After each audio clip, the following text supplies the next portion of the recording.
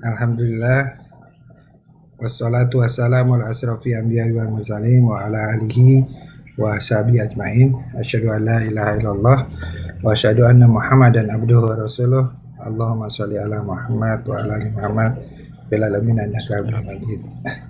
Rabbi shrahli sadri wa yassir amri wahlul 'uqdatam min lisani yafqahu qawli, amma ba'du. Alhamdulillah, puji syukur kehadirat Allah, malam hari ini kita bisa bertemu kembali dengan format hibrid. Sebagian ada yang offline di Dompet Duafa Hong Kong dan sebagian nanti akan ikut join online melalui media Zoom, dan juga mungkin ada yang menyimak lewat Facebook Dompet Duafa Hong Kong. Mudah-mudahan apa yang kita niatkan untuk talabul ilmi, untuk bersilaturahim pada malam hari ini mendapat ridho dari Allah, dan apa yang kita diskusikan, apa yang kita bahas akan semakin menambah keimanan kita kepada Allah dan semakin memberikan keyakinan dan ketaatan kita kepada Allah Subhanahu wa taala. Amin amin ya rabbal alamin. Amin amin. Salam salawat semoga tetap tercurah untuk junjungan kita Nabi besar Muhammad sallallahu alaihi wasallam, keluarganya, para sahabatnya, tabi'in, serta umat Islam yang memperjuangkan agamanya, dan mudah-mudahan kita senantiasa di dalam kelompok bersama Rasulullah sallallahu alaihi wasallam. Iwan rahimakumullah, alhamdulillah malam hari ini kita sudah Ustadz Ferry Setiawan sudah membersamai kita dalam kajian halaqah Jumat malam, dan halaqah pada malam hari ini sesuai dengan tanggalnya ya, memang tanggal 27 Rajab, malam 27. Pas banget. Malam 27 Rajab. Alhamdulillah, kita juga mengangkat tema yang mungkin juga banyak diangkat oleh di berbagai majelis taklim, berbagai masjid atau pengajian-pengajian yang menyelenggarakan pengajian baik secara online maupun offline, terkait dengan peristiwa Isra Mi'raj Nabi besar Muhammad sallallahu alaihi wasallam. Malam hari ini kita coba melihat dari sudut pandang yang berbeda, karena secara peristiwa kita semua sudah paham Isra Mi'raj, perjalanan Nabi kita Muhammad sallallahu alaihi wasallam dari Masjidil Haram ke Masjidil Aqsa, kemudian dari Masjidil Aqsa ke Sidratul Muntaha. Dan kita coba meninjau malam hari ini dari perspektif akidah Islamiyah mengenai peristiwa ini, dan mudah-mudahan dengan diskusi yang kita laksanakan pada malam hari ini akan semakin meningkatkan keimanan kita dan semakin menguatkan akidah kita terhadap berbagai hal terkait dengan peristiwa-peristiwa atau riwayat-riwayat yang disampaikan oleh Nabi kita Muhammad SAW. Dan sebelum kita memulai halaqah pada malam hari ini, mari kita buka bersama-sama dengan membaca surat Al-Fatihah. Semoga surat Al-Fatihah ini bisa memberikan keberkahan buat kita semua. Al-Hadini awalnya dan soleh. Al-Fatihah. A'udzubillahi minasyaitonir rajim. Bismillahirrahmanirrahim. Alhamdulillahirabbil alamin. Ar-Rahmanir-Rahim. Iyyaka na'budu wa iyyaka nasta'in. Ihdinas siratal mustaqim. Siratal ladzina an'amta 'alaihim ghairil maghdubi 'alaihim waladdallin. Amin. Selanjutnya kami persilakan Ustaz untuk memulai kajiannya. Kepada Ustaz. Bismillahirrahmanirrahim. Assalamualaikum warahmatullahi wabarakatuh. Waalaikumsalam warahmatullahi wabarakatuh.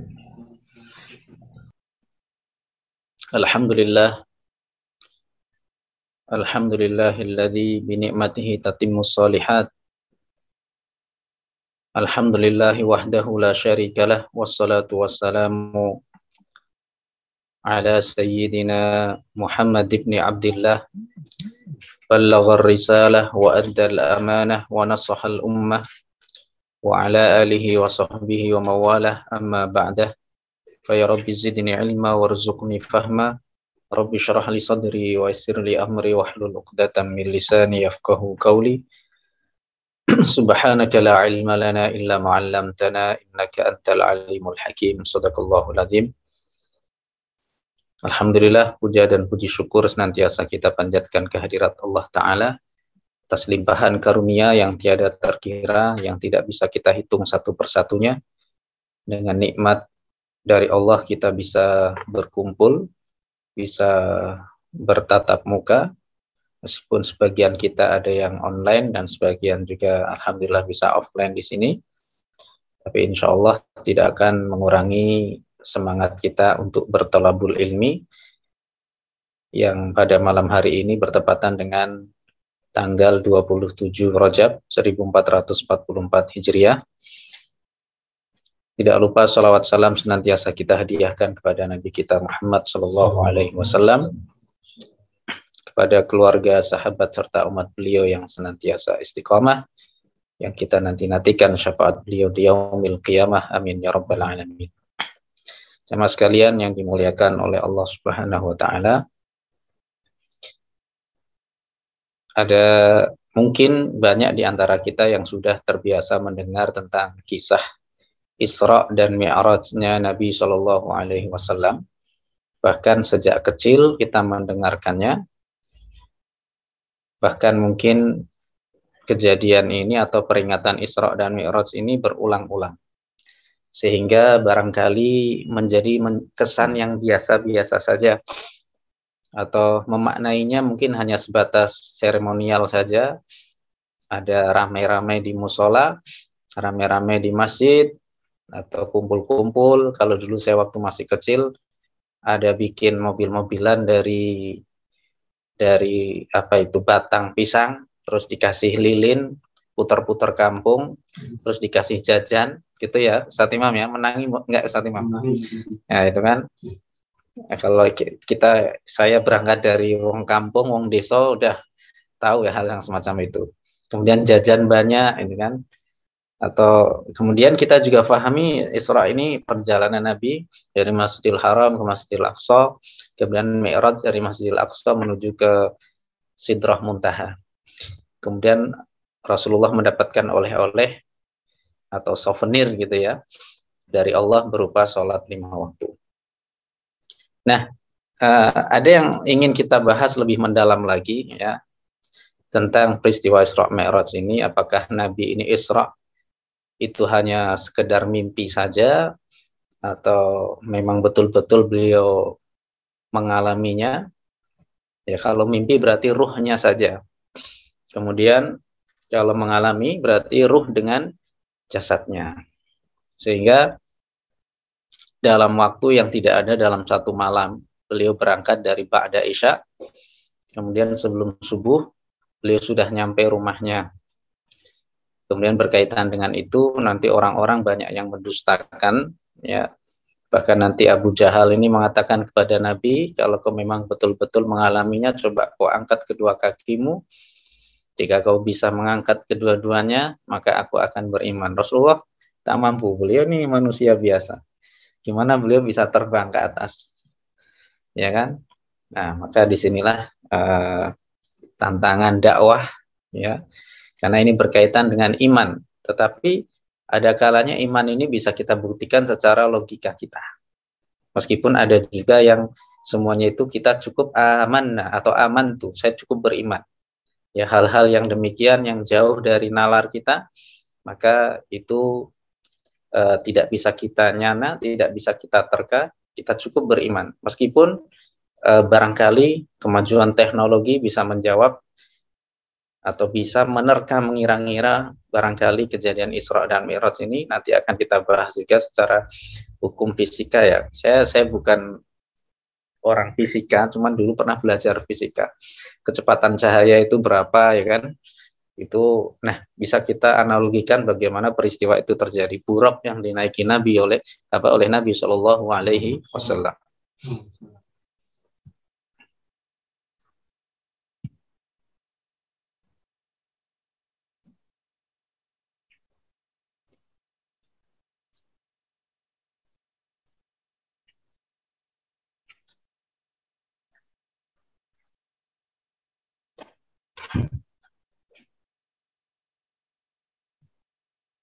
Kelihatan?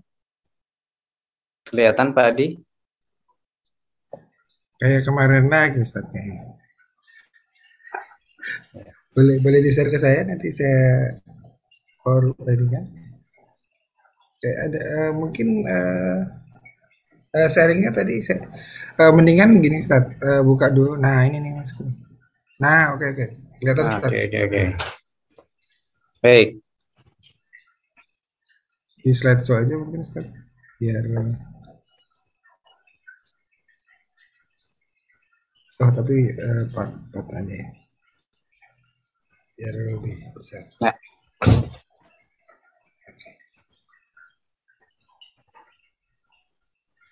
Oh, sudah bagian dua ya? nah, ini udah saya ringkas ini. Kalau Oh, bagian sudah satu jadikan. nanti bagian satu dua Mi'raj satu dua nanti butuh 4 pertemuan lagi. Jadi Wah, lebih ke sebulan. Harus tafsirnya. diperpanjang Kalau ini diongkongnya bagian dikit. satu ya lebih ke tafsirnya, ini kita lebih ke pendalamannya ini, pendalaman materi. Baik, ya hakikat Isra nanti ada pembelahan dada, kendaraan Nabi saat Isra yaitu Buraq dan ketika beliau tiba di Al-Aqsa. Baik, Nabi Shallallahu Alaihi Wasallam ya, beliau telah berdakwah tidak kurang dari 10 tahun dan mendapatkan pemboikotan nantinya. Kemudian beliau mengalami tahun yang dimana tahun ini tahun kesedihan.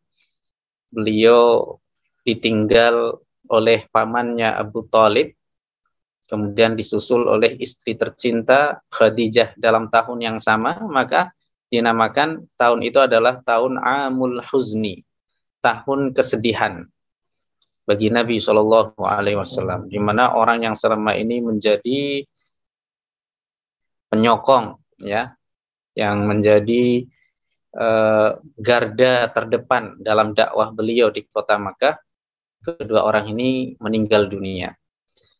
Lalu Nabi diperintahkan oleh Allah untuk berdakwah ke Taif, ya, dan ditolak keras oleh orang-orang Taif ini. Bahkan mendapatkan perlakuan yang lebih tidak mengenakan kalau dibandingkan dengan apa yang beliau alami di kota Makkah. Dan waktu itu kenapa diperintahkan ke Taif, teman-teman semuanya? Karena Taif ini adalah sebuah kota peradaban selain Makkah saat itu. Bahkan Yathrib ini bukan apa-apa. Yathrib ini nama dahulunya kota Madinah, ini belum apa-apa. Jadi Yathrib ini konotasinya jelek. Makanya ketika Rasulullah ini hijrah ke kota Madinah, beliau mengganti Yathrib ini dengan kota Al-Madinah, sebuah kota yang mempunyai peradaban, ya, mempunyai kemajuan dibandingkan Yathrib. Kenapa? Yathrib ini penduduknya suka perang saudara antara Aus dan Khazraj. Ini suka berantem sendiri, ya, perang saudara. Dari satu kota itu suka perang saudara dibandingkan dengan kota lain, Makkah, Taif, yang relatif lebih damai dibandingkan dengan kota Madinah. Sehingga datang orang pendeta Yahudi mengatakan kepada orang-orang Aus dan Khazraj, kelak kalian akan disatukan dan dipersaudarakan oleh seorang nabi dan utusan Allah yang terakhir. Nah, rasa keingintahuan dari penduduk Yathrib ini sangat besar, sehingga mereka ini datang ke kota Makkah, ya, untuk tentunya melaksanakan ibadah umroh, dan mereka pun membaiat Nabi, baiat Aqabah 1, 2, dan seterusnya. Jadi kemudian mereka ada sumpah setia kepada Nabi Sallallahu Alaihi Wasallam. Nah, ketika Nabi berdakwah ke kota Taif, yang diharapkan kota Taif ini sebuah kota yang maju, bisa menerima dakwah beliau, apa yang terjadi? Ternyata mendapat perlakuan yang lebih tidak mengenakan daripada di kota Makkah, melebihi perlakuan yang dialami oleh Nabi di kota Makkah. Bahkan orang-orang Taif ini menyuruh kepada para budaknya, anak-anak kecil, orang-orang gila untuk melempari Nabi. Dan kita tahu Taif ini kan daerahnya relatif tinggi, ya, jalan-jalanannya. Kalau kita perhatikan di Makkah sendiri jalannya itu kan naik turun, ya, bukit. Nah, itu Taif juga lebih itu kan. Jadi lebih itu relatif daerahnya ini lebih sejuk ini kan Taif ini. Nah, biasanya kalau wong desa itu biasanya kan lebih welcome. Ternyata apa? Enggak.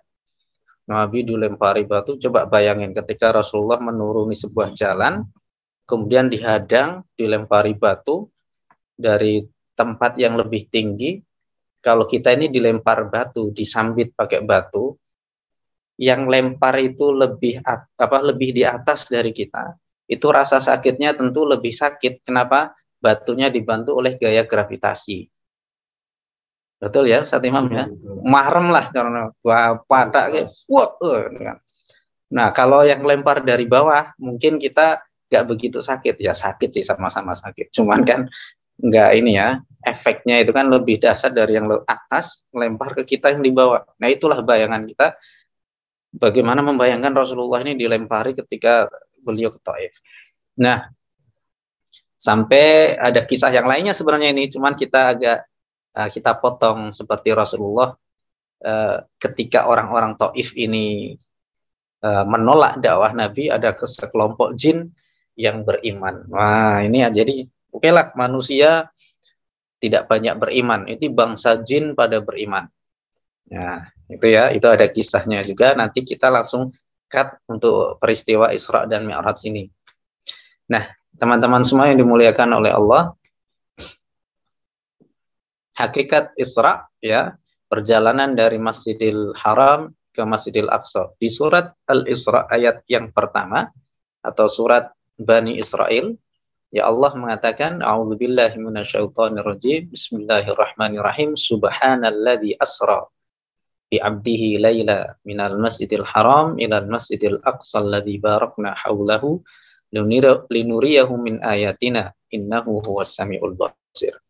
Allah memulai dengan kata Subhanalladzi, Maha suci Allah, zat yang telah memperjalankan hambanya di waktu malam dari Masjidil Haram ke Masjidil Aqsa yang kami berkahi tempat di antaranya, ya, di sekitarnya kami berkahi, supaya kami memperlihatkan sebagian ayat-ayat kami kepada hamba kami tersebut, yaitu Nabi Muhammad SAW. Sesungguhnya Dia Allah, zat yang Maha mendengar dan Maha melihat.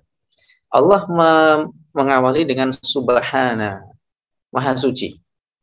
Allah tidak mengawali dengan alhamdu atau dengan kata yang lainnya takbir. Ini menunjukkan kata subhanallah ini diungkapkan untuk sesuatu hal yang menakjubkan, yang di luar nalar kita, atau kita ini sedang takjub atau kita sedang bukan takjub di sini, takjub bukan yang arti kita ini merasa, jadi lebih keheran lah ya.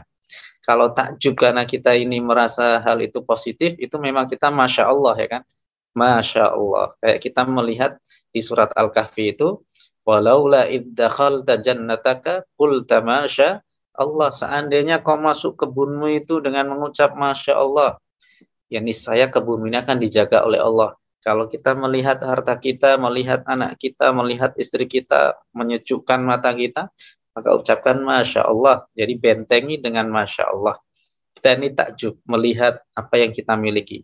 Tapi kalau kita ini lebih ke arah heran atau kita terkaget-kaget, kalau bahasanya orang Pekalongan gumun, getun, ya, itu berarti kita pakai Subhanallah. Kenapa kita getun, kita merasa heran? Lah kok bisa seorang hamba diperjalankan dari Masjidil Haram ke Masjidil Aqsa, kemudian naik ke langit 7, Sidrah Muntaha dalam waktu tidak ada satu malam. Kita ini terheran-heran, jadi lebih keheran, subhanallah.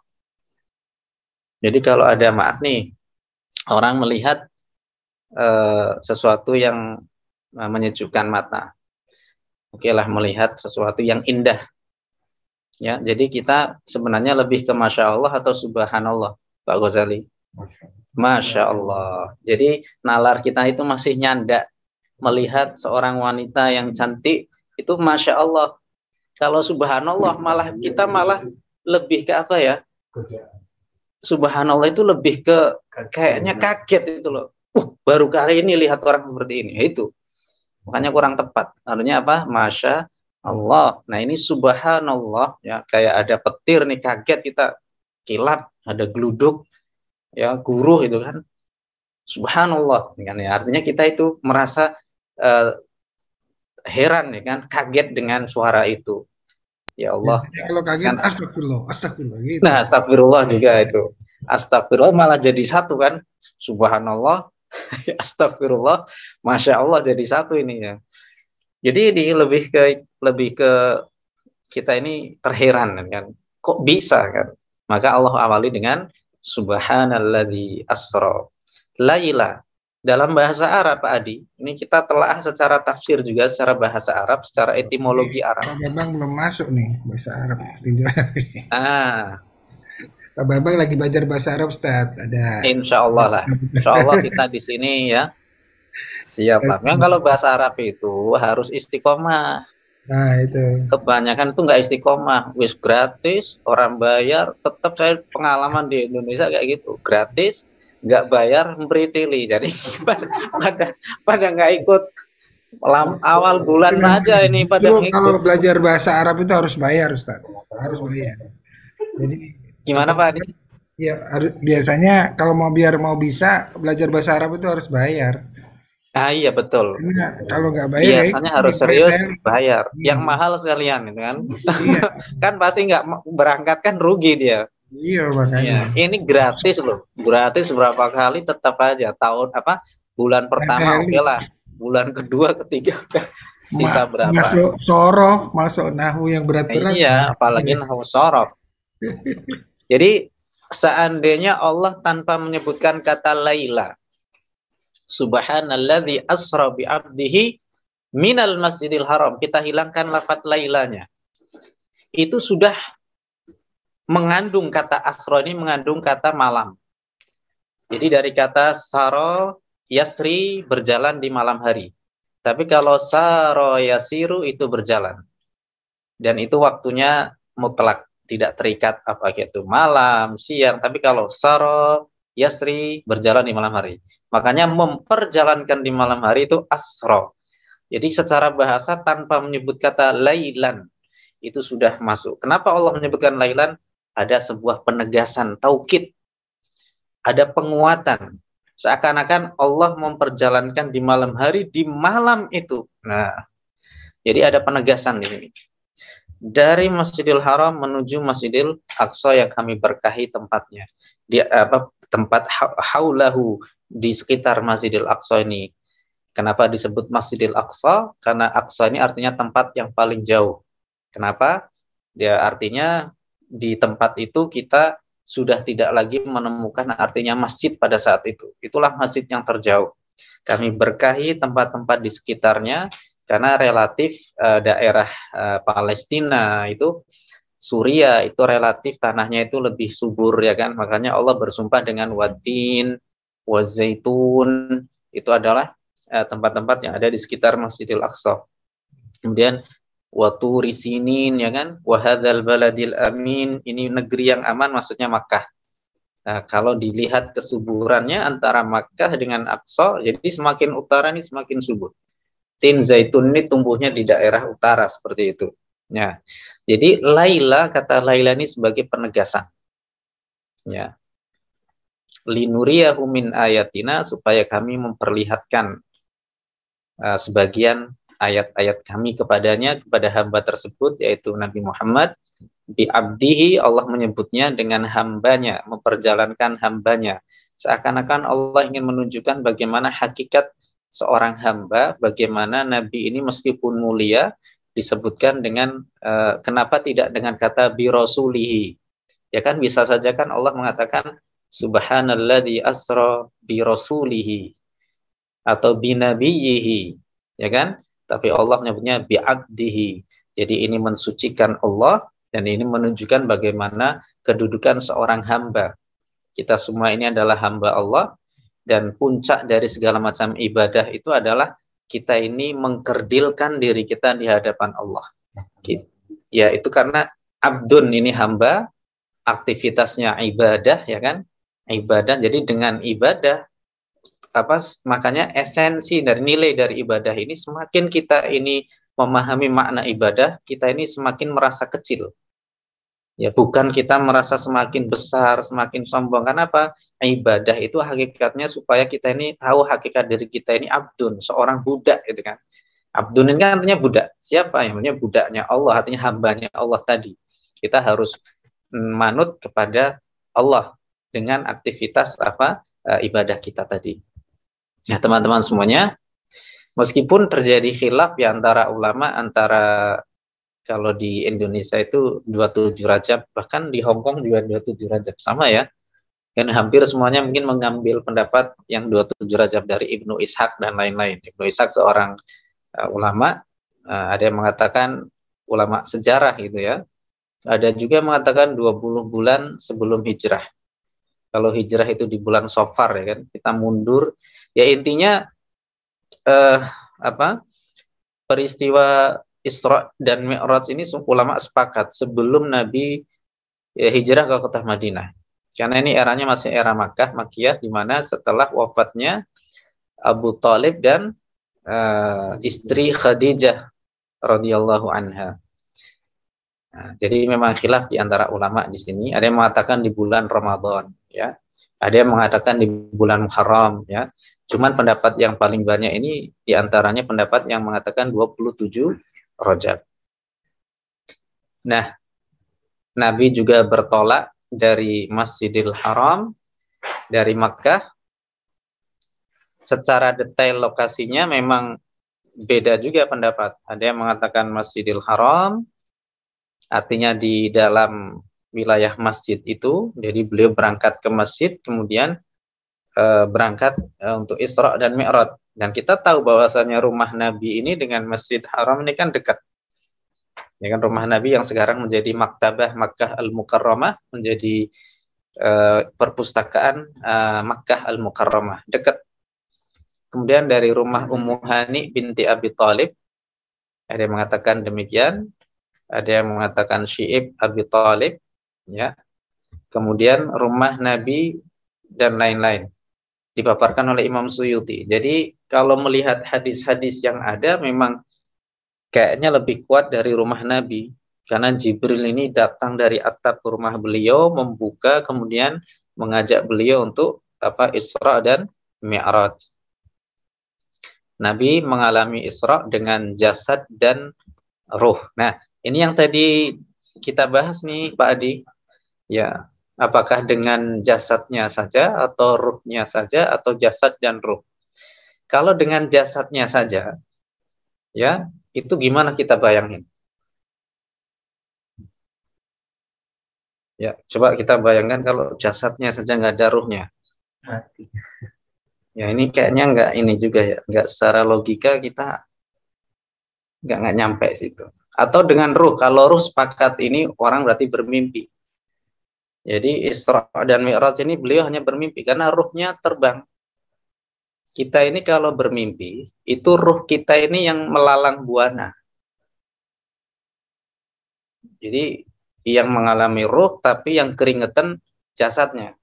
Kita ngimpi dikejar-kejar anjing. Ruhnya ini kita kan jadi keringetan ini kan. Ya jasad kita masih utuh di situ. Tapi kalau jasad dan ruh jadi dalam keadaan terjaga seperti saat ini. Nah, kalau seandainya jasad dan ruh, kenapa Nabi ini kok bisa sampai, ya kan?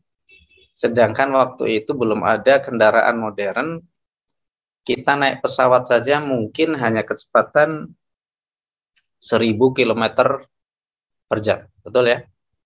1000 km per jam itu biasanya kan kalau udah maksimal tuh ya.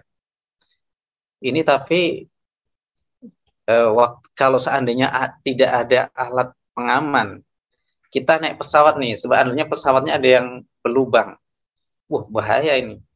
Atau kita naik pesawatnya nggak ada penutupnya, terbuka seperti itu, nggak mungkin juga, hancur tubuh kita ini. Nah, tapi di sini dengan belum ada kendaraan modern seperti itu, tapi beliau bisa mengalami peristiwa Isra dan Mi'raj ini dengan jasad dan ruh. Ya, tentu kita bahas juga nanti bagaimana orang kafir ini akan ingkar ya terhadap peristiwa Isra dan Mi'raj. Kenapa?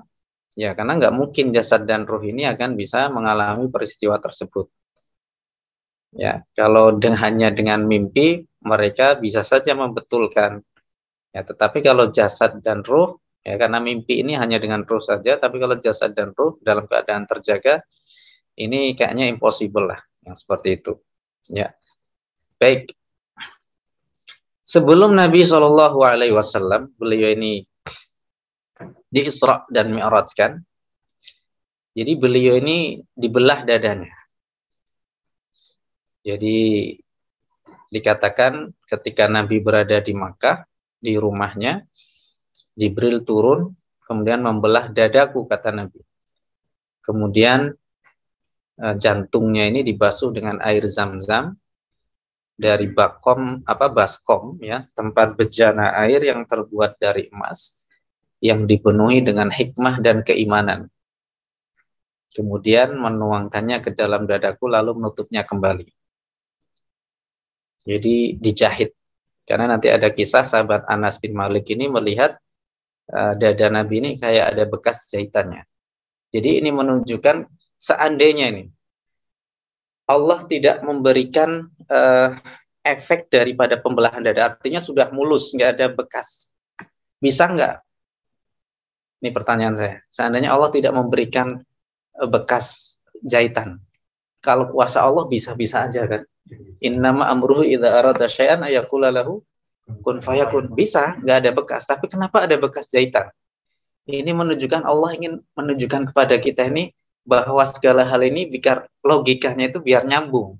Karena manusia ini sukanya itu yaitu keimanan ditakar dengan logika, ya, benar enggak kayak gitu. Karena biar kita ini kalau hal kok semuanya berkaitan dengan gaib, kita tidak nalar, itu semakin banyak orang yang mendustakan. Maka ada yang dikaitkan, yang lebih didekatkan dengan logika manusia. Yaitu sahabat Anas melihat ada bekas jahitan. Jadi seakan-akan Nabi ini dibelah, ya kan? Ya seperti itu. Ibaratnya kalau ibu-ibu itu biasanya di sesar ada lapisannya itu kan, dokter bedah, itu ada lapisan-lapisan. Dan kenapa kok nggak sakit? Berarti ada biusnya. Manusia punya pikir, oh gimana ini manusia supaya tidak sakit? Ada bius. Ya, cuman ini biusnya Nabi malaikat Jibril, tentu ini ya biusnya tadi itu dengan air zam-zam, ya. Kemudian bejananya itu didatangkan langsung dari Allah, bejananya dari emas, ya kan. Kemudian ditaruh lagi nih, jantungnya ditaruh lagi. Ya, manusia kok bisa ya jantung diambil kemudian kok masih hidup. Jadi Barat itu saya pernah lihat, ya, baca itu ada video orang bisa hidup tanpa jantung. Jadi ada jantung buatan. Itu manusia pertama ya dicangkok seperti itu, ya, ada ya seperti itu. Jadi intinya harus ada yang memompa darah. Intinya seperti itu, karena nggak ada yang memompa maka tentu orang ini tidak bisa hidup. Nah, inilah peristiwa pembelahan dada, yang dimana peristiwa pembelahan dada ini sebanyak 3 kali. Kalau menurut beberapa pendapat, ini ada yang mengatakan 2 kali, ada yang mengatakan 3 kali, ya, ada yang mengatakan 4 kali, ya. Jadi, tetapi pendapat yang paling banyak dikemukakan oleh para ulama ini 3 kali. Yang pertama, ketika Nabi ini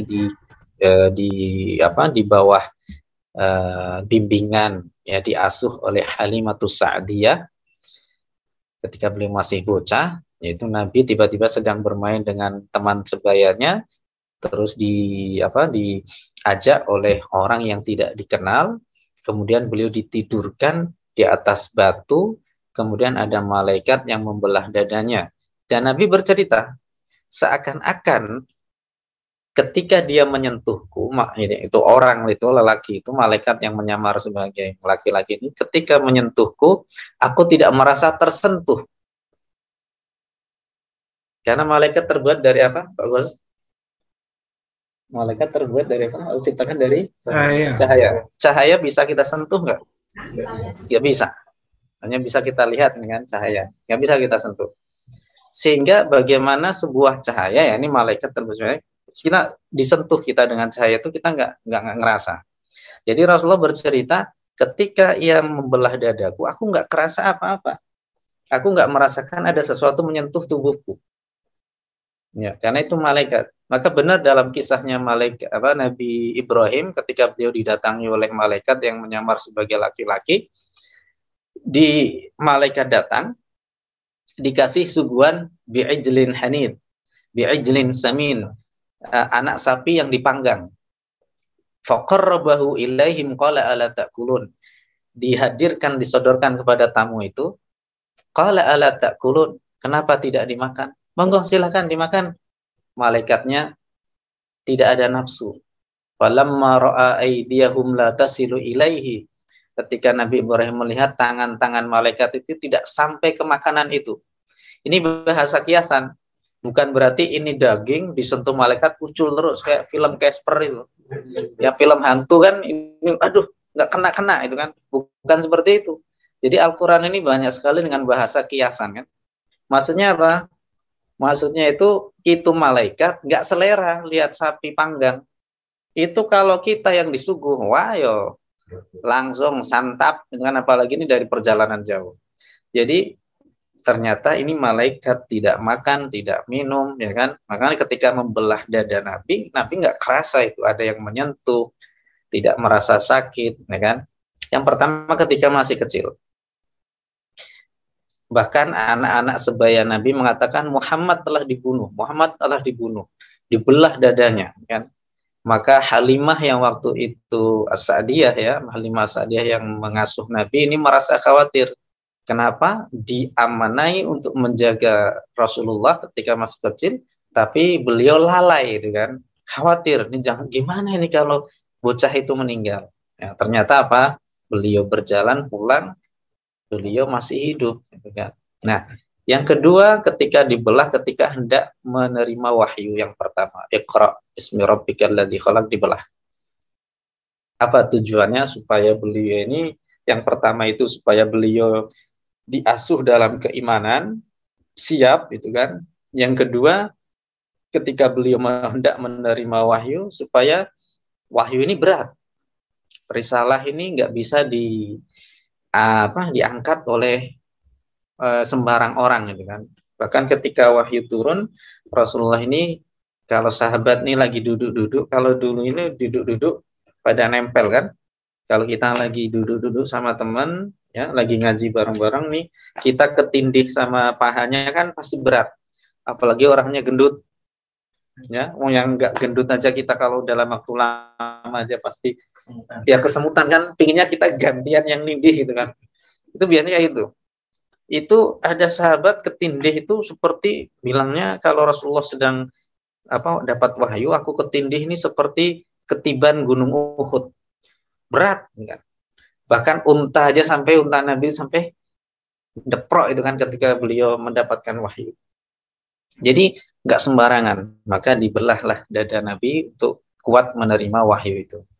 Kemudian yang ketiga adalah hendak Isra Mi'raj, karena ingin bermunajat kepada Allah, ingin langsung bertemu dengan Allah, maka dibelah dadanya. Sama seperti halnya kita hendak sholat, kita ini harus wudu, ya kan? Kita sucikan. Kalau kita hadas kecil kita berwudu, kalau kita hadas besar kita mandi, ya kan? Kita bersihkan. Supaya apa? Kita menghadap Allah dalam keadaan suci. Nah, dengan Nabi SAW, beliau ingin di Isra dan Mi'rajkan, maka harus disucikan ini hatinya, ya, dibersihkan dari hasad, dibersihkan dari dendam, marah, ya kan, sebagaimana manusia pada umumnya, karena beliau adalah orang pilihan. Baik, itulah peristiwa tentang pembelahan dada Nabi SAW. Dan juga tumbuh yang ketika kecil ini dijauhkan dari godaan setan. Dijaga dari godaan setan, ya kan, karena anak kecil ini rawan biasanya dengan gangguan setan. Ada anak kecil tiba-tiba kok senyum-senyum sendiri, ketawa-ketawa sendiri sambil nunjuk-nunjuk, orang tuanya bingung kan, ketakutan. Anaknya nggak takut, yang ketakutan orang tuanya, ya kan. Ini jangan-jangan anak saya kenapa kan. Nah, kemudian biasanya orang tua kan masih ada yang percaya dengan kalau di kampung itu ada suwuk, kalau disuwuk orang pintar dikasih kalung, jimat malah anaknya tambah rewel itu kan. Nah itu, harusnya dengan penjagaan yang dibenarkan, di rupiah dan lain sebagainya. Baik, Teman-teman semua yang dimuliakan oleh Allah Subhanahu wa taala,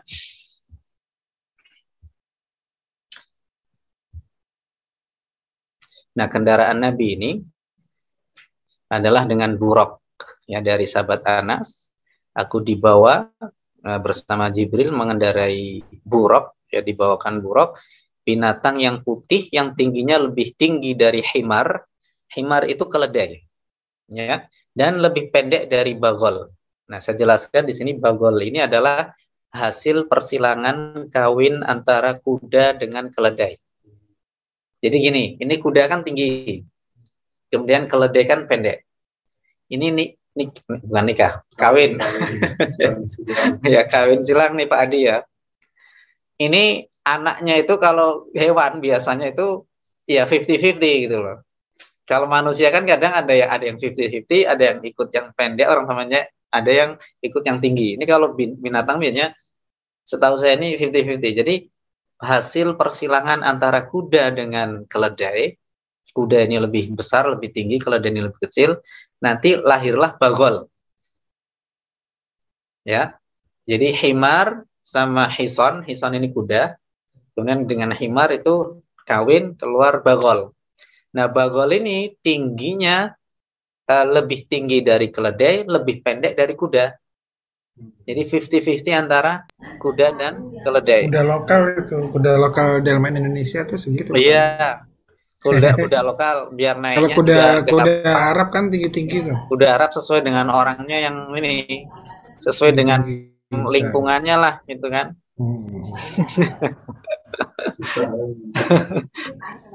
Berarti itu didatangkan dari Indonesia. Nah, pokoknya itulah ya. Jadi lebih pendek dari kuda, lebih tinggi dari bagol separuh-paruhnya. Cuman sini bagol ini, jadi gini dulu, kita bahas bagolnya dulu nih. Bagol ini keturunan persilangan antara kuda dengan keledai. Jadi tengah-tengah.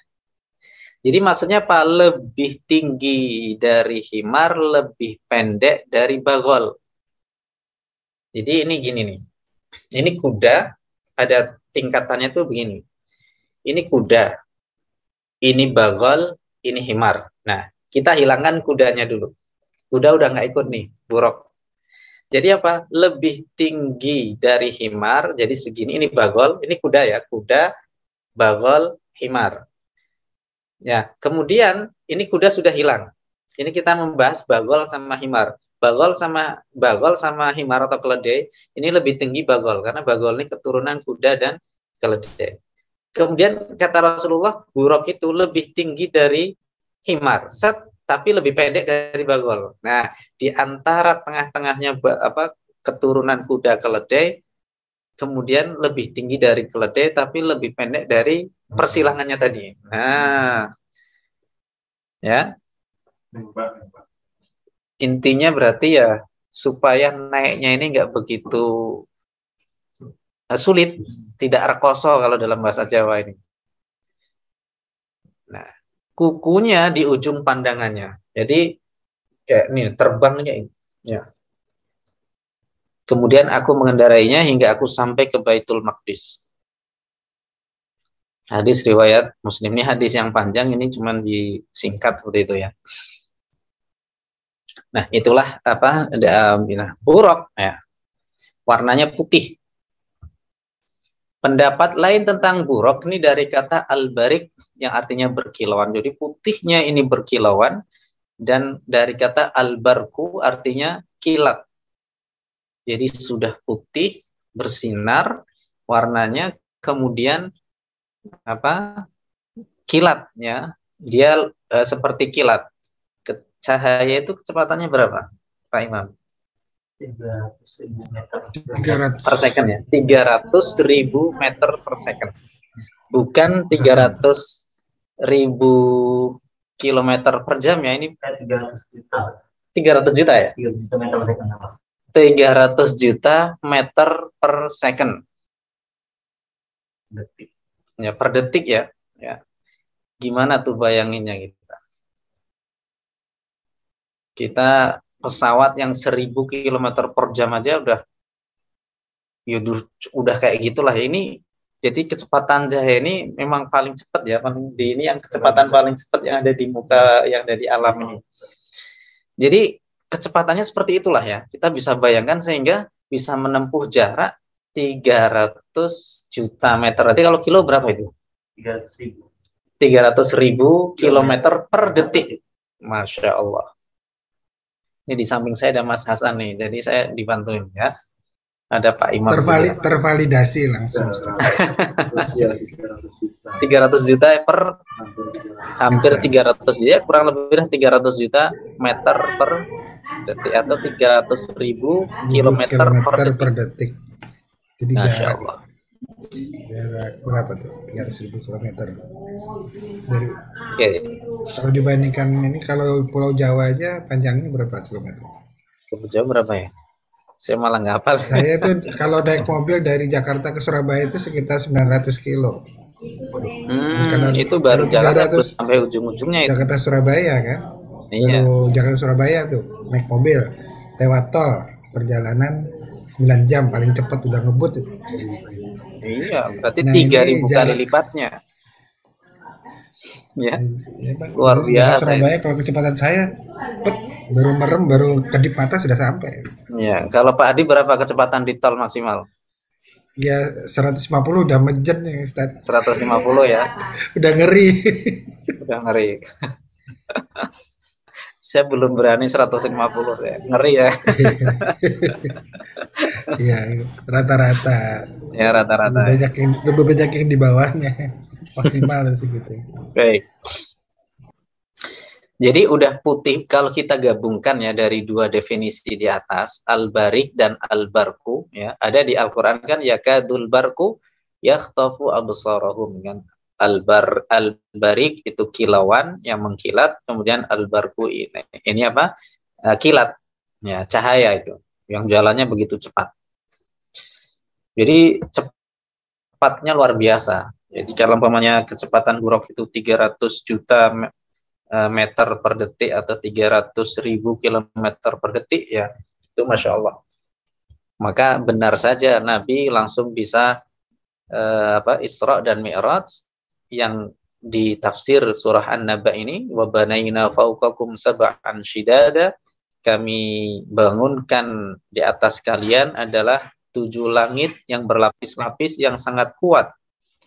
Perjalanan antara langit satu dengan langit yang berikutnya ini perjalanan 500 tahun.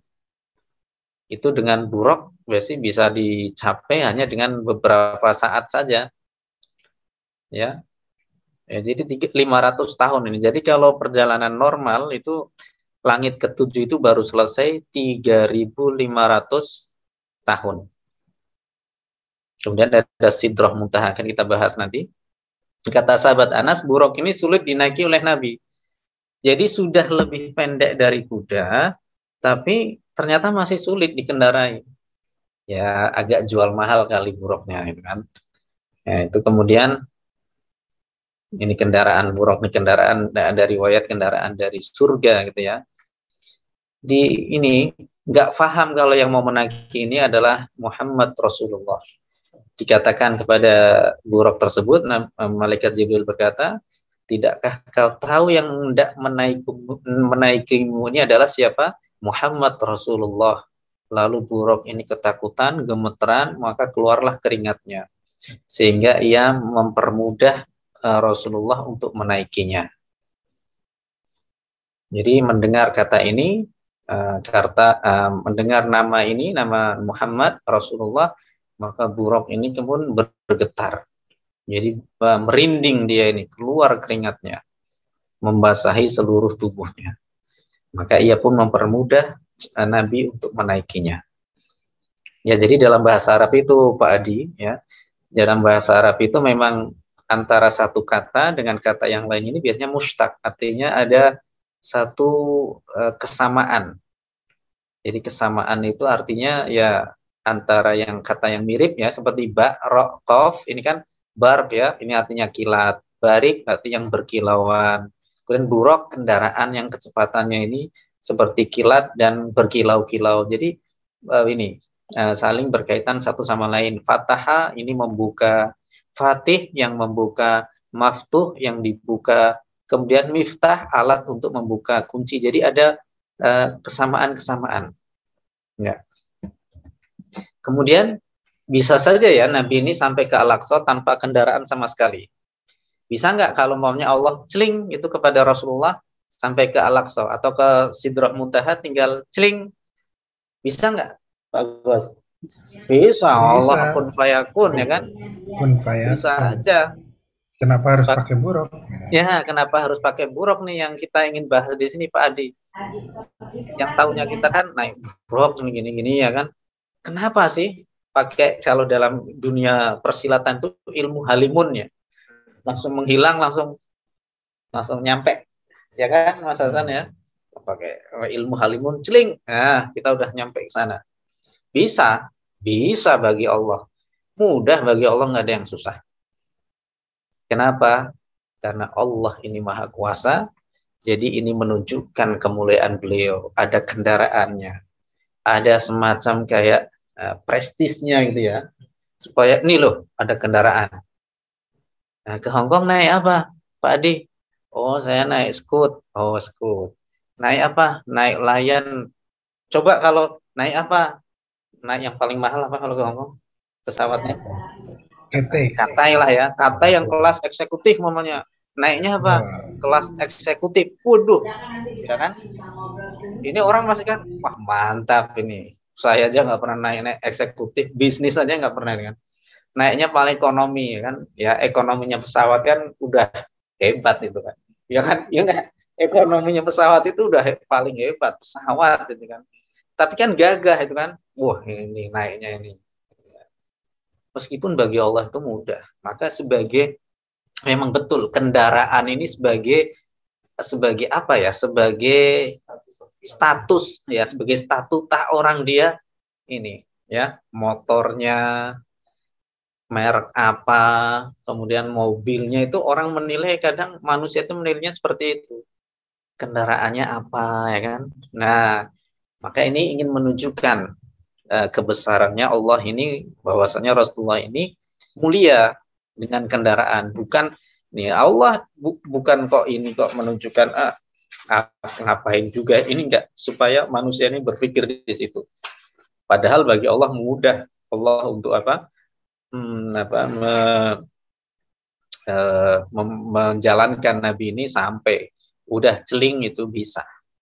Baik, teman-teman semuanya. Ini ada Mekah menuju ke ke Yerusalem ya. Yerusalem itu kan Baitul Maqdis ya. Ini tahu nggak? Saya itu waktu pernah disuruh ngisi daurah Palestina itu, saya browsing ya kan, browsing. Kemudian saya, kenapa sih orang-orang Israel ini kok getol banget dengan Yerusalem, Baitul Maqdis? Getol banget ini. Padahal sah ya kan, secara de facto ini kan Palestina itu ibu kota Palestina. Tapi kenapa sih orang-orang Israel ini kok nyerobot mulu dia gaweannya? Iya, kenapa ini? Wilayah udah semuanya udah hampir mereka kuasai. Saya iseng-iseng aja gitu kan, klik di YouTube National Anthem tuh punya Israel, itu judulnya Hatikvah. Kalau di Inggris kan itu The Hope, harapan. Dalam bahasa Arab itu Ar-Roja, jadi kan harapan. Ternyata apa Pak Adi? Di lagu kebangsaan Israel itu ada kata-kata Yerusalem. Jadi intinya apa? Sejauh mana orang Yahudi ini menyebar ke dunia, pulangnya harus ke Yerusalem. Coba saya mau tanya, kira-kira kalau Jakarta maunya diklaim sama negara sebelah maunya, ya, kita dulu pernah ribut kan, batik, wayangnya aja, wallahu a'lam sih ya. Tapi saya nggak menyalahkan orang Malaysia juga, mereka punya sejarah juga katanya. Wah ini kami juga ini ya, waktu saya ke Malaysia itu, wah sana ngotot juga artinya. Ya nggak ngotot sih, maksudnya bahasanya punya fakta-fakta sejarah itu kan, yang bisa menguatkan alasan mereka itu kan. Coba umpamanya kita nyanyi lagu kebangsaan tapi menyatakan Kuala Lumpur bagian dari kami, yang malah marah siapa? Orang Malaysia. Juga itu dibalik juga umpamanya salah satu pulau kita, kota kita kok diklaim umpamanya sama Malaysia umpamanya. Umpamanya nih misal, kita kan marah pas, loh kenapa nih Jakarta kok diklaim sebagai kota mereka? Itu ada dalam lagu kebangsaan Israel. Jadi Yerusalem itu disebut dalam lagunya. Jadi menunjukkan apa? Wong sudah betul-betul secara de facto itu adalah milik Palestina, tapi kebangsaan mereka lagunya menyematkan kata Yerusalem. Makanya ini kan bermasalah betul itu. Ya, kejahatan politik ini. Iya. Tapi kenapa bisa tetap eksis seperti itu kan? Nah, seperti itu. Baik. Ketika Nabi tiba di Al-Aqsa, ya, beliau sholat 2 rakaat. Kemudian setelah sholat beliau ditawari kan bejana yang berisi 2 bejana, satu berisi khamr, satu berisi susu. Beliau memilih susu, maka kata malaikat Jibril, ikhtar tal fitrah, engkau telah memilih yang fitrah, memilih yang suci, yang bersih, yang menyehatkan susu daripada khamr. Kalau saya masih ingat dulu ceramahnya almarhum Kiai Haji Zainuddin MZ. Nih, ya Rasul, ini silahkan minum, pilih. Rasulullah pilih susu. Betul, milih susu. Gimana kalau Rasulullah ini milih khamr? Ya kan? Wong milih susu aja umatnya banyak yang mendem. Apalagi kalau milih khamr, kata Kiai Zainuddin MZ itu. Ini terus disambut gelak tawa sama jamaah itu kan. Wong milih susu aja umatnya masih banyak yang teler, yang mendem, apalagi kalau milihnya khamr gitu. Maka beliau memilih fitrah yang ya untuk minum susu. Kubah Sahra, Masjid Kibli.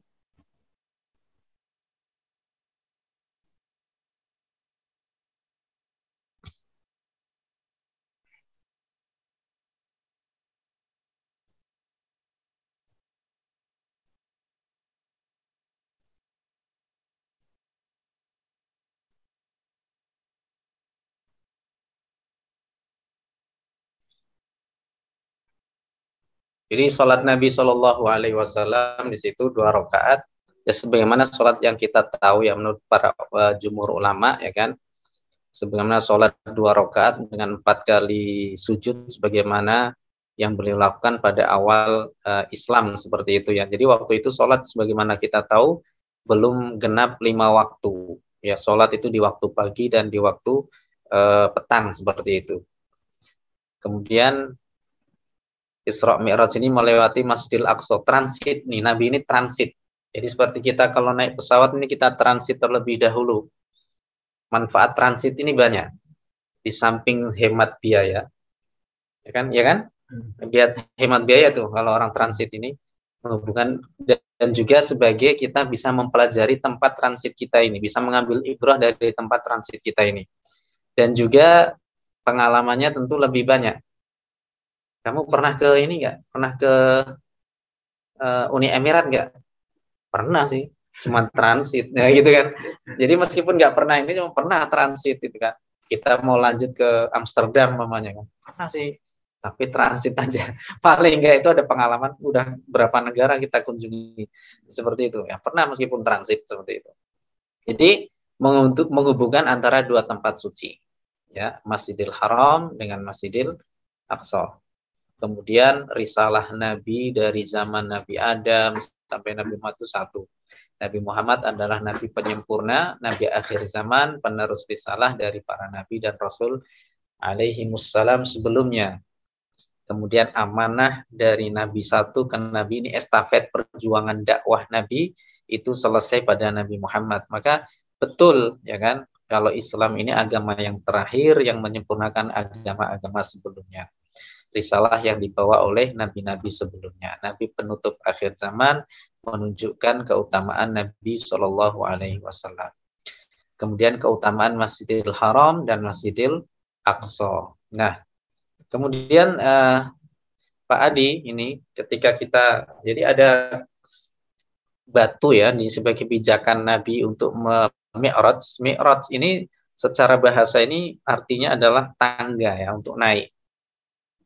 Jadi tangga untuk naik, dan ada yang mengatakan apakah Nabi ini ketika mi'raj ini menggunakan buraq ataukah tidak ya, ini ada khilaf di antara ulama. Apakah ini buraq? Kalau melihat dari kronologisnya sih Nabi ini ya menggunakan buraq sampai ini sampai ke langit ya. Jadi kemudian beliau naik ke langit, itu pintu langit itu ternyata berpintu. Jadi kembali lagi kecepatan buraq yang tadi, kalau cahaya ini 300.000 km per detik, ini kalau secara logika manusia, Nabi ini hancur menghadapi partikel-partikel yang ada di alam ini, pasti hancur. Jadi bagaimana dengan tubuh yang hanya berpakaian biasa saja, kemudian dengan kecepatan seperti itu, tapi dengan kuasa Allah, beliau ini ya tidak mengalami kehancuran, tidak ada satupun yang terluka, dan juga yang penting juga tidak masuk angin, ya kan? Coba kita naik motor Pak Adi, kecepatan 100 kilo nggak pakai helm, mangap terus, kan? Itu sampai tujuan gimana itu? Bibir doer langsung. Doer langsung. Bibir doer lah ya. Itu kita ngebut itu juga kan kita, ini juga perhitungan juga kan. Ya, perhitungan ini kira-kira saya aja sekarang aja kalau naik motor 100 udah nggak berani. Dulu ketika masih belum nikah ini nggak pakai jaket, ini biasa ya. Sekarang nggak pakai jaket kayak ini, iya ringkih gitu kan. Ya faktor usia. Ini dengan kuasa Allah nih. Jadi langit ini berpintu-pintu. Di surah An-Naba itu ada ayat yang berbunyi apa? Wa futihatis sama'u fakanat abwaba. Langit ini dibuka dan ternyata langit ini berpintu-pintu. Jadi ada penjaganya setiap langit ini, para malaikat. Diketuk pintu oleh malaikat Jibril. Ya bahasanya kita ini kalau di dunia saja kita masuk ke negara orang ini kan harus permisi dengan menggunakan paspor ya, menggunakan visa gitu kan. Kita kulonuwun dulu nih. Ternyata langit pun demikian. Visa masuknya ini ada ini. Ternyata diketok sama malaikat Jibril, fastaftaha Jibril. Malaikat Jibril mengetuk, minta dibukakan. Siapa? Saya Jibril. Dengan siapa? Ya. Dengan Muhammad. Apakah dia sudah diutus? Ya, dia sudah diutus. Ya, semua penghuni langit ini menyambutnya. Kemudian apakah benar beliau bertemu dengan para nabi terdahulu? Sedangkan para nabi ini sudah meninggal dunia. Ya. Dan kalau kita kaitkan hal-hal semacam ini, ruhnya orang-orang yang beriman, ya, ini artinya terutama para nabi ini, ya. Jadi jasad itu memang sudah hancur. Kalau banyak orang pada umumnya jasad ini sudah hancur, ruh ini yang masih masih ada, kan? Ruh ini sesuatu yang gaib, ruh ini. Dan kita tahu dalam hadis yang sangat panjang, ruhnya manusia ini akan ketika dia meninggal dunia ini kan diangkat oleh malaikat ke langit, minta dibukakan pintu bagi orang yang baik, orang-orang mukmin soleh, baunya wangi, dibukakan. Kemudian dipulangkan lagi ke jasadnya ya untuk bertemu dengan mungkar dan nakir. Kemudian ada ruh di mana ruh ini tidak dibukakan pintunya, pintu langit. Karena apa? Baunya yang busuk. Naudzubillah. Sehingga apa? Ruh ini pun dipulangkan lagi ke jasadnya dalam keadaan seperti dihentakkan. Sehingga orang-orang pendosa ini ketika dia terbangun di alam barzahnya ini seakan-akan seperti orang yang sedang bermimpi jatuh dari tempat yang tinggi. Pernah nggak? Kita seperti mimpi jatuh dari tempat tinggi, kita kaget. Nah itu. Jadi terhentak dia, tersentak dia. Iya. Dan kemudian bertemu dengan langit pertama. Setiap langit diketuk dan salah satu keajaibannya adalah bertemu dengan ruhnya para nabi.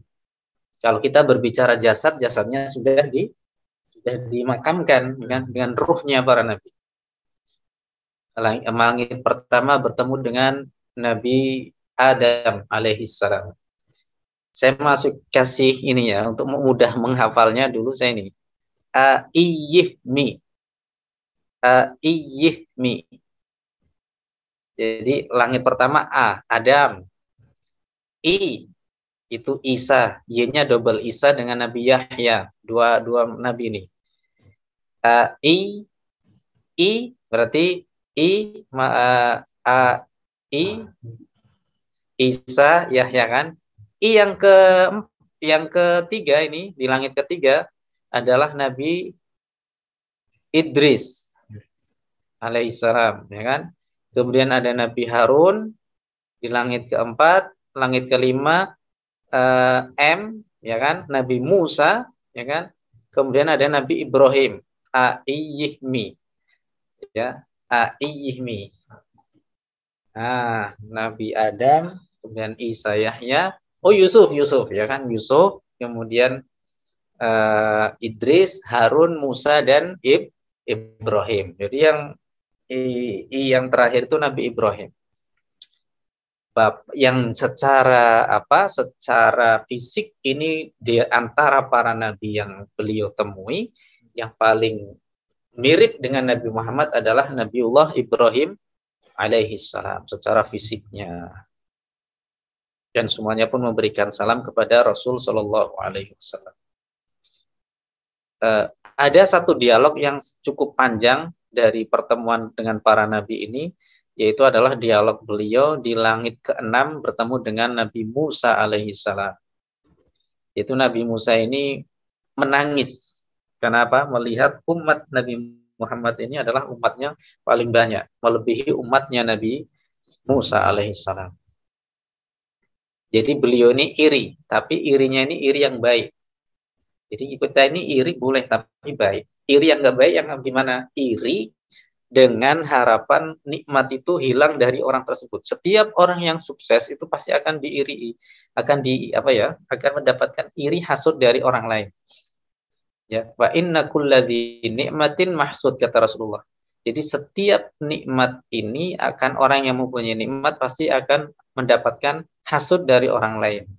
Makanya kata Rasulullah, ista'inu qada'a hawaijikum bil kitman. Hendaklah kalian ini kalau punya cita-cita itu ditutupi, karena sesungguhnya orang yang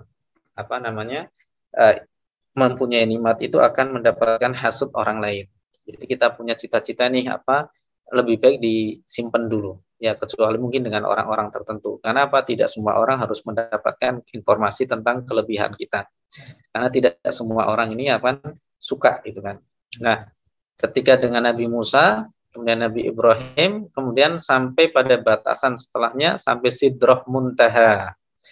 Ada yang menarik ini Sidrah Muntaha. Kita sering mendengar Sidrah Muntaha. Sidrah ini apa sih? Ada yang tahu? Pak Nursalim? Sidrah itu apa? Sidrah ini secara bahasa artinya pohon bidara. Ya, ini mukmin saya sarankan punya bidara di depan rumahnya. Itu bisa untuk mengusir jin, ya kan? Ya, itu bidara itu. Ya, artinya dengan kuasa Allah itu kan. Itu pohon yang tidak disukai oleh jin, bangsa jin. Itu besar manfaatnya. Jadi ternyata bidara ini pohon surga. Pohon yang menjulang, yang akarnya ada di langit 6 dan ujungnya ini ada sampai di langit 7. Jadi, akarnya ada di langit 6, kemudian ujungnya ini ada di langit 7. Dan warnanya itu sangat indah. Rasulullah tidak bisa menggambarkan bagaimana keindahan pohon itu, pohon bidara. Makanya muntaha adalah penghabisan. Jadi ada sebuah pohon yang menjadi penghabisan, batas antara makhluk dengan Allah Subhanahu wa taala. Makanya kalau menurut dalam ilmu teologi nih Pak Adi ya, ada ayat yang berbunyi Ar-Rahmanu 'alal arsis tawa. Allah yang beristiwa di atas arasnya. Ini sebenarnya kalau dalam madhab Asy'ari ini kan Allah berkuasa di atas arsy-Nya. Ya. Tapi ada yang mengatakan istiwa di atas, bersemayam di atas arsy. Ya. Sebenarnya kalau kita tarik di sini, ya, maksudnya ini yang jelas kita sepakat Allah tidak akan serupa dengan makhluknya. Bagaimana cara istiwanya Allah lebih tahu. Dan ternyata apa? Arsy-Nya Allah ini memang ada di sebuah batas dan ruang waktu yang ada di luar batas ruang dan waktu kita sebagai makhluk. Namanya muntaha, udah penghabisan ini batas antara makhluk yang menuju ke langit ke atas lagi. Rasulullah pun tidak bisa melihat Allah dengan mata kepala.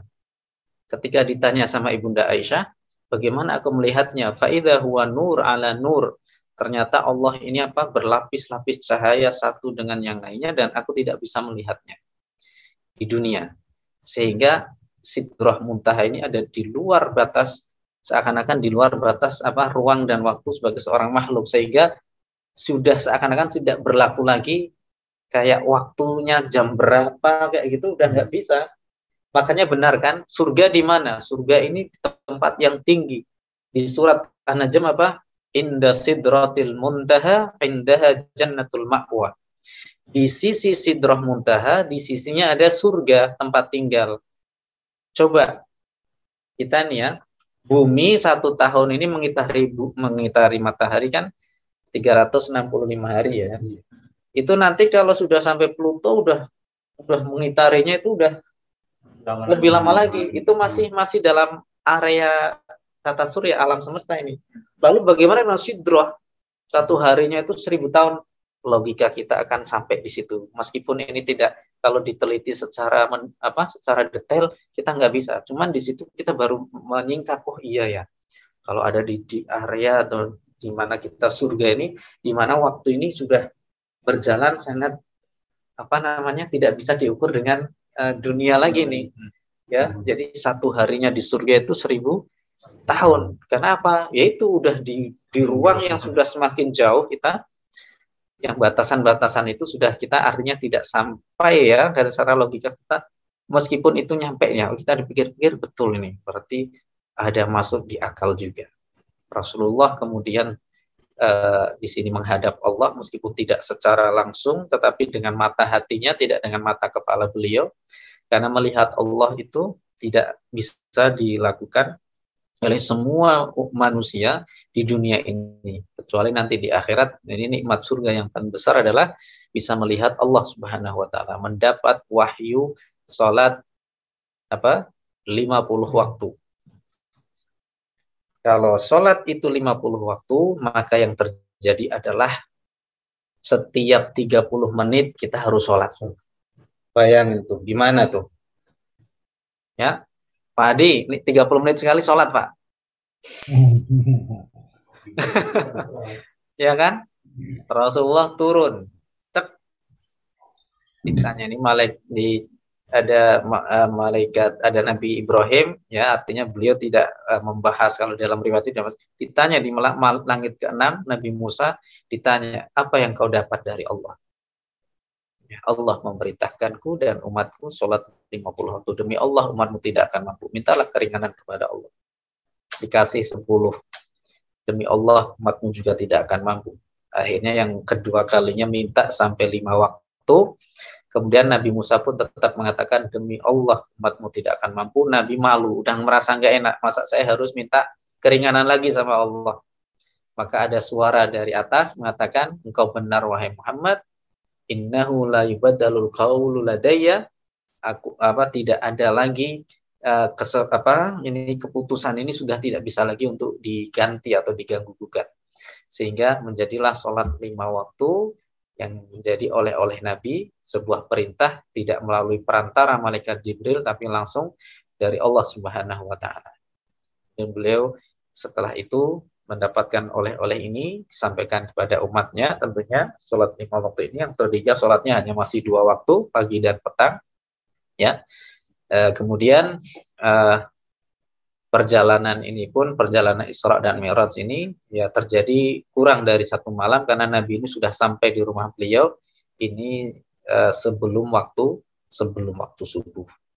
Nah, ini ada hikmah-hikmahnya ya tentunya, kenapa kok nabi yang diperlihatkan itu kok hanya 8 nabi ya.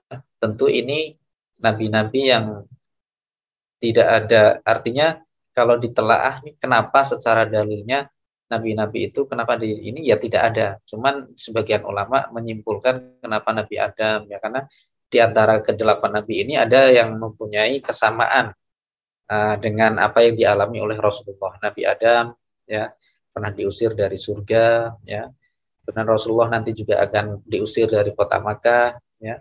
Nabi Isa, Nabi Yahya ini tidak dibunuh oleh umatnya, Nabi pun juga pernah mengalaminya.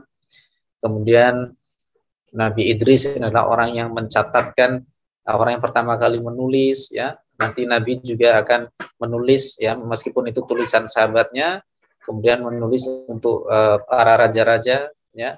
Kemudian Nabi siapa lagi? Nabi Musa ya, yang pengikutnya banyak, mendapat ujian dari Bani Israel ya. Kemudian Nabi Ibrahim itu di langit 7. Ini menunjukkan, kata para ulama, Nabi ini baru bisa tawaf ini pada tahun ke-7 Hijriah ya kan, pada waktu waktu tahun ke-6 Hijriah beliau tidak bisa umroh karena dihalang-halangi, lalu menghasilkan perjanjian Hudaybiyah ya kan, di bulan Dzulqa'dah tahun 6 Hijriah ya kan. Jadi melewati sebuah langit per langit bertemu dengan para nabi yang tentu ada hikmah dan ibrah yang bisa kita nalar ya, dikait-kaitkan lah. Kalau cocokologi ini kalau ada positifnya cocokologi gitu ya, yaitu ya khair, yang penting jangan ngawur saja ya, ada baiknya. Kalau kita di sini kenapa sih bertemunya hanya nabi-nabi itu? Ya ini Allah punya kuasa, tapi kalau ditelaah lebih lanjut, nah ini mungkin maksudnya karena nasib yang dialami oleh ke-8 nabi itu hampir-hampir sama yang dimiliki oleh Nabi. Ketika Nabi Ibrahim dakwah di kota Makkah, Nabi pun mulai dari kota Makkah dan seterusnya. Itulah yang berkaitan, yang kita bahas berkaitan dengan Isra dan Mi'raj yang dialami oleh Nabi kita Muhammad SAW. Dan ini adalah termasuk salah satu mukjizat yang terbesar yang pernah dialami oleh Nabi SAW. Baiklah, teman-teman. Slide-nya memang manteng di sini atau ada gangguan teknis? Untuk slide-nya itu ada, tapi masih panjang itu saya ini saja Pak Adi, saya memang nggak digeser ya? Iya, sudah ada lagi ini satunya di file satunya, cuman panjang. Ini saya ambil yang bagian Isra-nya saja karena untuk menyingkat seperti itu ya. Karena ini saya sederhanakan seperti itu. Baik. Karena mungkin waktunya juga terbatas gitu ya, artinya kita kalau dari bagian 2 ini juga untuk lebih menyederhanakan materi yang akan kita bahas. Karena biar kita nanti pertemuan berikutnya nanti insya Allah kita bahas tentang keutamaan bulan Sya'ban atau apa-apa yang berkaitan dengan bulan Sya'ban insya Allah, karena udah masuk bulan Sya'ban insya Allah. Tanggal ke-4 insya Allah. Baiklah, itu saja teman-teman semuanya, Pak Adi yang bisa saya sampaikan. Mudah-mudahan bermanfaat dan bisa menjadi ibrah yang bisa kita ambil, dari peristiwa Isra dan Mi'rajnya Nabi Shallallahu Alaihi Wasallam. Baik, terima kasih Ustaz. Panjang, cukup walaupun ringkasan tapi masih cukup pointer-pointernya memang hal-hal yang memang selama perlu kita garis bawahi, dan tadi sudah mulai dari pas sebelum berangkat sampai dengan selesainya sampainya di Sidratul Muntaha.